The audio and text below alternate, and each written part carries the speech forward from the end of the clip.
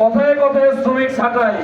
একজন শ্রমিক গাড়ি চলতে চলতে আহত হচ্ছে, সে শ্রমিকের ব্যাপারে, তার চিকিৎসার ব্যাপারে, তার যে পরবর্তী জীবন পঙ্গু হয়ে যাওয়ার পর সে কিভাবে চলবে, সরকারের দায়িত্ব নাই।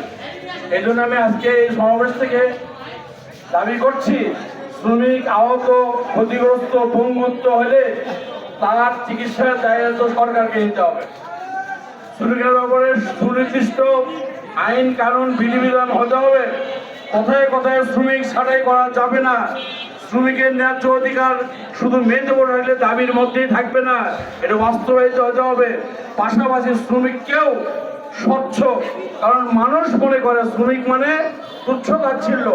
শ্রমজীবী কিন্তু সবাই, আমরা যারা সংসার করি আমরাও শ্রমিক, যিনি কাজ করেন তিনিই শ্রমিক, তাই কিনা? এই জন্য শ্রমিকের ব্যাপারে আসলে সুষ্ঠু একটা ব্যবস্থাপনা সরকারের পক্ষ থেকে হওয়া দরকার। আজকে সমাবেশে যে দাবিগুলো করলাম, আমরা আশা করছি সারা দেশ থেকে এই সমস্ত দাবি সরকারের প্রতি যাচ্ছে।